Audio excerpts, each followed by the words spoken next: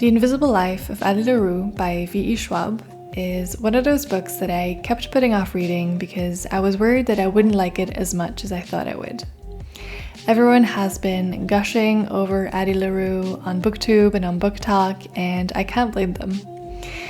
Addie LaRue makes a deal with the devil to escape from a life she does not want back in her small home village. She is set to marry a guy and live the rest of her life in the village, which, while perfectly fine, is just not the life that Addie wants for herself.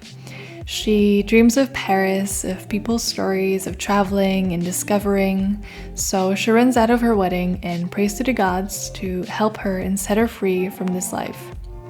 But it is the dark that answers. Desperate to get away, she makes a deal to be free. But of course, soon after the deal is done, Addie realizes what this pact she just made actually entails. No one can remember her. So as soon as a door closes or they turn away, they forget who she is. So we follow her life, navigating the world as a ghost that no one can remember except for the dark. The book is very slow-paced. It made it a little difficult to get into it first. And it doesn't exactly pick up in pace, but as the second main character is introduced, I thought the book became a lot more engaging. From there on, while it remained slow, I really didn't get bored. I actually got more invested after each chapter. The build-up was slow, but it didn't lose me. And to be perfectly honest, I am a bit of an impatient reader. I also thought it had a satisfying ending. I won't talk about it because I want to keep the video spoiler-free, but I was wondering how the author was going to bring everything together in a way that wasn't absolutely disappointing or infuriating, and V.E. Schwab delivered. I felt the closure that I needed after reading this. I will say that I do think I liked the second character more than I liked Addie. If you've read Addie LaRue, let me know what your thoughts are on this, but I really liked the other character. Another thing I really loved about this book was the atmosphere it managed to create. It had this cozy academia, bookish vibes, and I was all in for it. Definitely a great autumn or winter read. There's bookstores and coffee places and dinner parties. It's just great vibes all around. Except for the whole darkness part, I guess. Overall, I would say that this is a great book for people who love stories and storytelling and cozy academia atmospheres.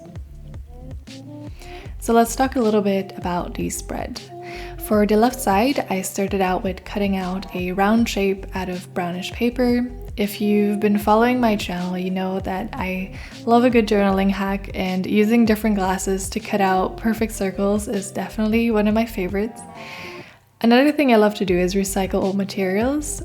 Where I live, arts and crafts aren't hugely popular, so unless I want to order everything online, it's hard to get all those nice stickers and papers, so I've been trying to find ways to upcycle some other things. I recently went to this big secondhand book sale that was also getting rid of old books that it couldn't sell anymore, and so I got myself a few to repurpose in my journals. I thought the old paper and academia vibe would go very well with the Addie LaRue theme. I used this bit of leftover of a map as well. Traveling and discovering is key to Addie's wish for her life, so I thought that this would be fitting too. I decided on making a simple line art sketch of Addie. If you've read the book, you might get the reference to Addie's influence on art, and so I figured why not have her influence some of recent art trends as well. I made sure to add the iconic 7 freckles. I love making these line drawings. I'm not the best at drawing, but these make me feel like I can create something semi-decent without having to stress out that it won't come out perfectly. Before I assembled all of them to the left page, as a background, I wrote out the beginning of the book around where the different layers of paper wouldn't reach. I also wrote out the invisible life of Addie LaRue in the circle and then finishing on the bottom of the drawing. And then I glued everything together, layering the paper from the books, the piece of map, the circle, and the line drawing. For the right side, I wanted to use the same elements but leave some space to write down a short review. I kept the same art theme, so I cut out a frame in the matte paper and then I took out some more paper from the old book for the background. I also took some with text and some with an illustration for the right hand corner. I also used the brown paper again to put within the frame, and then on top of that I glued a regular bullet journal paper to write down some of my thoughts.